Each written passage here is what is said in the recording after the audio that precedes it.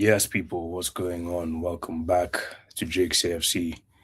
As always, big up to everyone who's been interacting with the channel, liking the vids, subscribing to your boy, and letting me know your thoughts in the comment section below. And today it's actually going to be a different kind of video. This is going to be more analytical, more objective, more uh, non Arsenal related, if you want to call it that. And I feel like I want to talk about the top four race today because we obviously have multiple different races going on in the Premier League right now. We've got the title race between Arsenal, Man City, and Villa on paper. We've got the relegation battle going on between Wolves, Leeds United, West Ham, Nottingham Forest, and Burnley down in the table. And we also have the top four race. And the reason why I want to speak about the top four race today, slash top five race today, is because I feel like out of all the races going on in the Premier League right now, that's got the least certainty about it because there's so many teams involved right now. We don't really know who's going to make it because obviously this season it's five teams, just like it was last season. It's going to be five teams who are going to be playing Champions League football. And the reason I believe that the top five race has the least certainty about it is because compared to the title race, for example, you've got Arsenal and City. If you want to include Villa because they've done all this season, you could include them on paper because they're only 1 point behind Man City. So if you see City in the title race, then Villa are in the title race as well. But in terms of the title race, mainly between Arsenal and City, the way City are playing this season and the way Arsenal keep on getting over the line, the way we keep on showing consistency in our results, even though we're not playing well, you could say that Arsenal should probably go on to win the league this season. I'm sure most people would agree with that.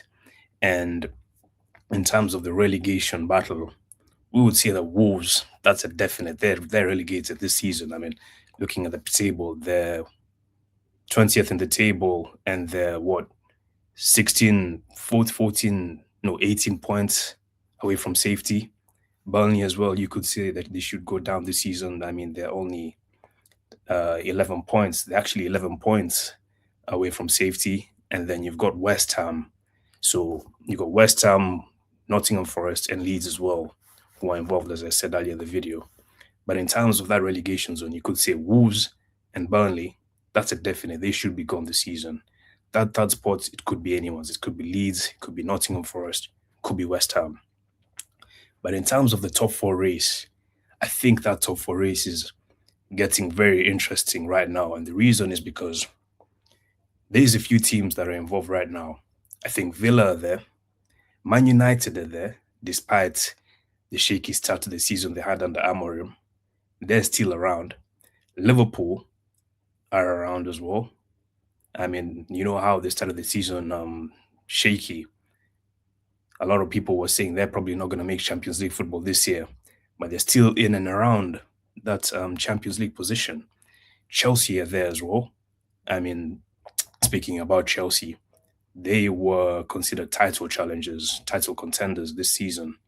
And up until November, that side was looking up until the end of November, start of December, they were looking like title contenders.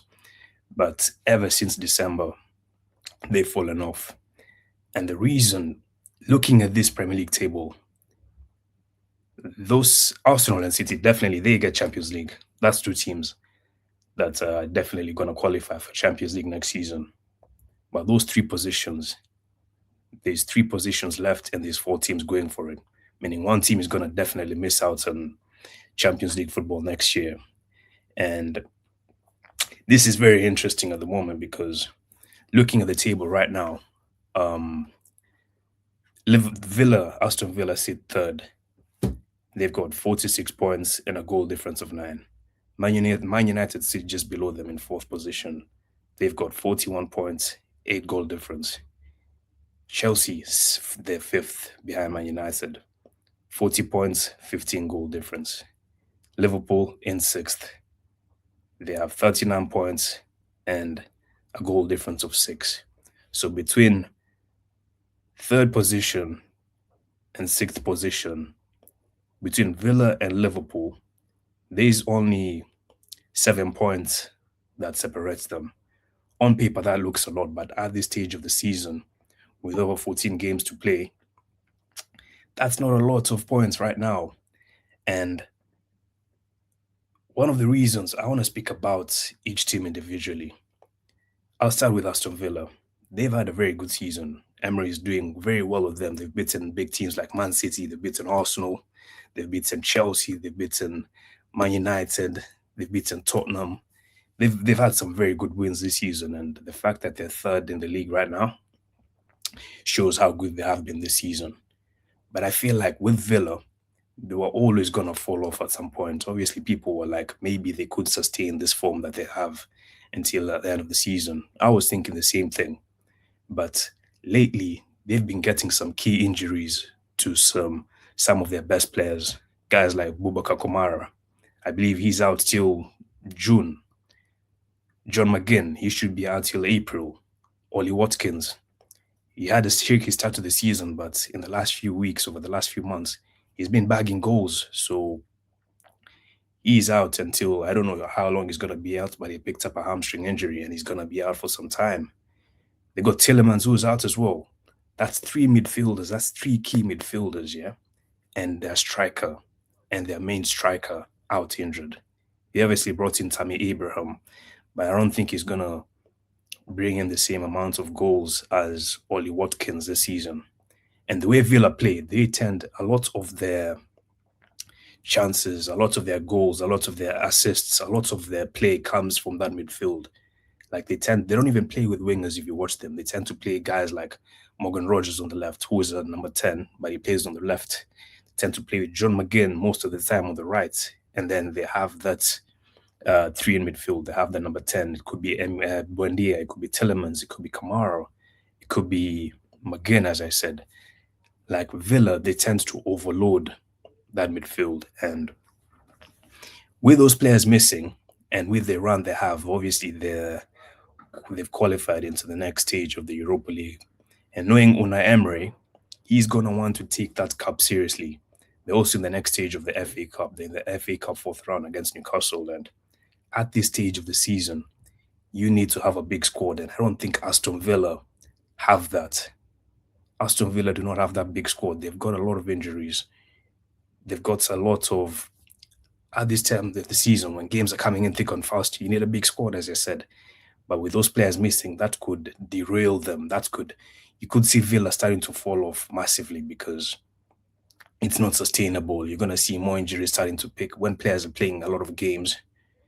You're going to start to see multiple injuries coming up. You're going to start to see results go down. And I feel like right now with Villa, it's looking a bit sticky for them. Let's speak about Man United. Don't worry, people. We'll get to the predictions and what my predictions and why I believe those predictions will turn out in that way. But let's speak about Man United. They've been poor for most of the season. They hadn't won back-to-back games for over a year under Amorim. And despite their poor run under Amorim, obviously he's now been sacked. Despite him being sacked here, they were still, even under Amorim, they were still hanging in and around that top five race. They didn't like drift off. They weren't like 10th in the table, 8th in the table, 9th in the table, like where Spurs are right now. They made sure that they got some decent results in order to make sure that they're in and around that top five race. And I believe that's because of the quality of players that they have. And we'll get to speak about that, yeah. But the way Carrick has them playing right now, Man United are a real threat right now, especially for that top five race. And I believe that they should be taken seriously despite what you think about them, despite the fact they finished 15th in the league last season, despite the fact they lost to Tottenham in the Europa League, they've massively improved in terms of their quality this season, in terms of the players that they brought in. And with their Carrick has come in, they look like a proper contender for that top five. Next one is Liverpool. Tough season. Started the season very well. 5 wins from 5, and then they just fell off completely. They were losing games. I believe they lost like 6 out of 7 games at one stage in the season. And The thing with Liverpool is that over the last 2 months, I would say they're not really losing any games like that. Like their form has improved. It's a lot of draws though. If you look at the last 5 games, for example, they've drawn four, they've drawn three, lost one, and won one. So you're looking at Liverpool, it's the draws that have hampered them. I wouldn't even say it's the losses, it's mainly the draws. The same way the draws hampered Arsenal season last year. I believe that's what's happening with Liverpool right now. They're not really losing games, but they're not winning them either. So they're still in and around that top five race though. Chelsea is the next team. As I said earlier in the video, they were title race contenders earlier in the season. But ever since December, ever since their draw at the bridge with Arsenal back at the end of November, they've played 11 games in the Premier League and they've only won four of them. Three of them have come under Liam Rossinia. So that's, for a title contender on paper, that's poor. You can't be winning 4 games, yeah? In 11 games, you can't be winning 4 out of 11 games. Looking at their form since December, won four, drawn four, and lost three. I think that's what has dragged Chelsea into the top four race this season from title challenges. It's the fact that in December, I don't know what happens to their form. Won four, as they said, drawn four, and lost three. Obviously, Liam Rossini has come in, he's steadied the ship, and now they've won two out of three, two Premier League games under Rossini already. So they're starting to steady the ship a bit. Actually, 3 games under Rossini. They're starting to steady the ship a bit, but we're still yet to see whether they'll be able to sustain it in order to make that top five. And I'm going to speak about my predictions for this top five race because, as I said, it's been boggling my mind for the past few days. So I thought I should speak about it. And in third, I'm going to surprise a lot of people with this prediction. In third, I'm actually going to go for Man United because the way Carrick has been playing at the moment, ever since Carrick has come in, we've seen how Man United have transformed. He's just keeping it simple. He's not like done anything magical. All he's done is set his team up nicely defensively, and then he's let the attackers play. He's come in, he's played the players in the right positions, guys like Kobe, guys like Bruno, guys like Ahmad, guys like Cunha. And that's all he's done. He's playing players in the right position. He's set up the team nicely defensively. They're not really conceding goals from open play. Obviously, under Carrick, they've conceded what? They conceded 2 against Arsenal and 2 against Fulham. So that's 4 goals in 3 games they've conceded. But only 1 goal out of all those 4 goals, only 1 goal came from open play. One was an own goal, one was a penalty, one was from a corner, and the other one was a very good goal from Kevin in their game against Fulham over the weekend. So looking at their defense, they're really organized this season. They're really organized under Carrick. And looking at their midfield, they've got a decent midfield. And Kobe, Bruno, and Casemiro, I feel like that's a decent midfield three. The balance is very good over there. And that's the reason I believe Man United will get over the line and will finish third ahead of those 3 teams below them in this race is because of the quality they have in attack. They've got guys like Amad Diallo, they've got guys like Cunha, they've got guys like Sesko. Even though Sesko hasn't been doing it this season, he still pops up with goals when he's coming to the team. You saw the goal he scored against Fulham to win them the game on Sunday against Fulham in the 90th minute. And I spoke about him. I didn't speak about Mbeumo. I didn't speak about Xerxes. Whatever you want to say about these players, yeah, whatever you want to say about Man United, they have quality in that attack. And I feel like comparing them to the teams below them, they've got they've got the best firepower. You could even argue that they've got the best firepower in the league between them and Man City. So I feel like those players are gonna get them over the line whenever, let's say, it's a game where it's 1-1 or 0-0 or 2-2. They have the players who can turn the tide and go win them the game. Like maybe it's 1-0, 2-1, 3-2. They can go and win the game like that. Like we saw with what Sesko did over the weekend. They've just got too much individual brilliance in that team. So I'm gonna go for Man United in third, and in fourth, I'm gonna go for Liverpool. I feel like they're too inconsistent the with their form. A lot of draws, as I spoke about, and the way they play at the moment, they're not really their football is not very good at the moment.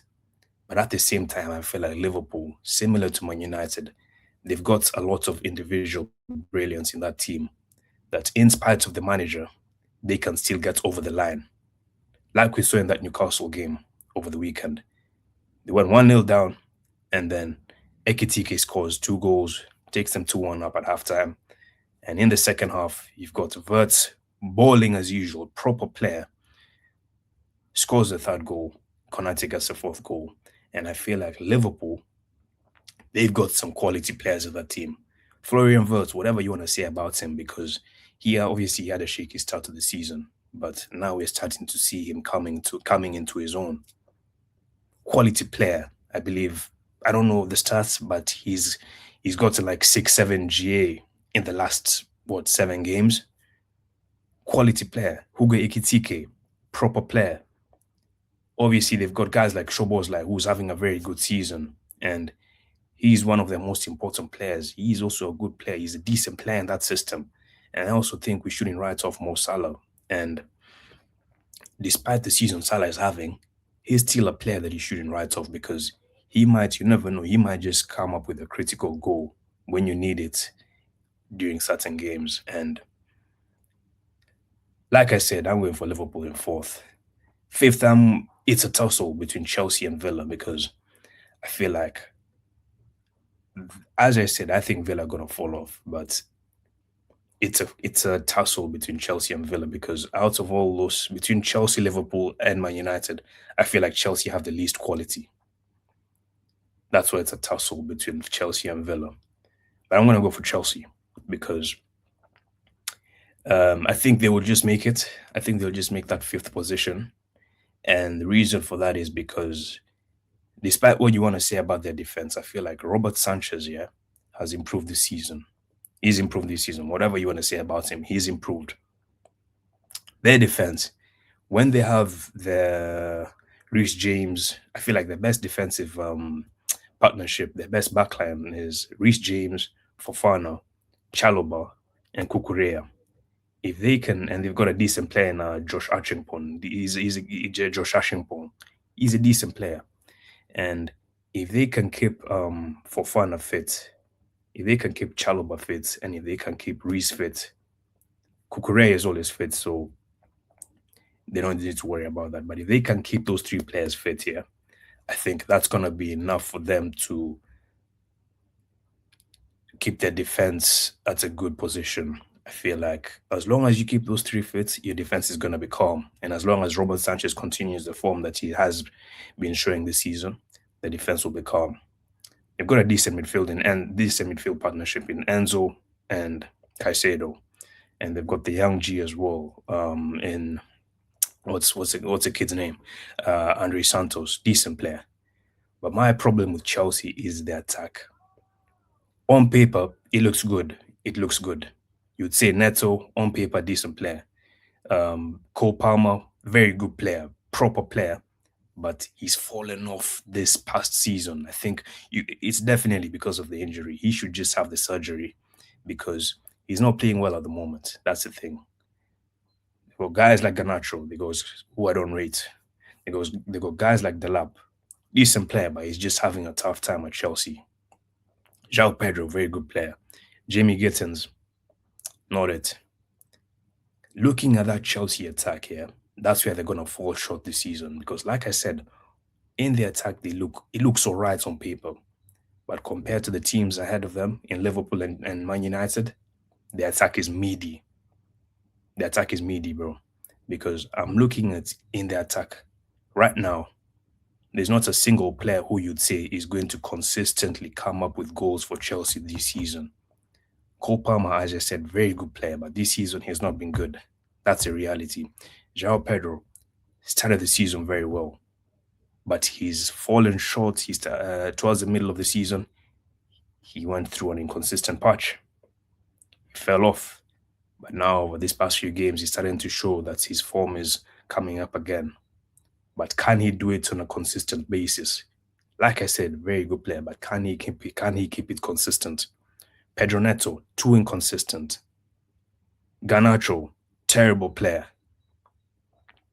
Yeah. Who else do they have? Jimmy Gittins doesn't get enough minutes in the team, and I don't know whether he can get them goals on a consistent basis. Delap, good player, as I said, but can he improve his form in this team? He's only got one goal in the Premier League this season. I believe it's only like what, 3 goals, 3 goals in all competitions. So he's not doing very well in Chelsea right now. Obviously, as I said, Rossini has come in, he's steadied the ship. But looking at Chelsea, I feel like they're gonna make it, but they will be lucky to make it, I believe. I believe they'll be lucky to make it. And I believe it's because it'll require Villa falling off a lot, which I think is going to happen. And that's why I have Villa finishing in 6th. And that's just my thoughts. And looking at the games, like Man United, like Chelsea, for example, they've got to go to, let's not forget Chelsea have to go to the Emirates. They have to go to Liverpool away. They have to go to Villa away. They have to play City at home. Those are tough games, whatever you want to say. Those are very big games. Man United, most of their away games, I would say, are they've dealt with most of their away games. They've dealt with most of their tough away games because they've got Spurs at home, Villa at home, and Liverpool at home. Yeah, they got Chelsea and Newcastle away, but they should be able to deal with those teams. And the teams that they have, the tough games that they have at home, they should be winning them. Liverpool, tough game against City this weekend, as I said. They got Chelsea, but yeah, they got a tough game against City at home. And they obviously got Chelsea later to come on. And they've got Liverpool, and they've got Villa and United away. Villa have to go to City and United away. Not easy games, and they still have to play Liverpool and Chelsea at home. So all these teams have a tough schedule coming up. But then out of all of them, I feel like Man United, in terms of the big games, they have the easiest run in terms of the big games. So I think that they're going to finish third. Liverpool fourth, Chelsea fifth, and Villa sixth. You guys let me know your thoughts in the comments below because this is something that I've just been thinking about and had to voice my opinion on this. And like I said, let me know your thoughts on this. Let me know how you think the top 4 race is going to turn out. And man, will see you.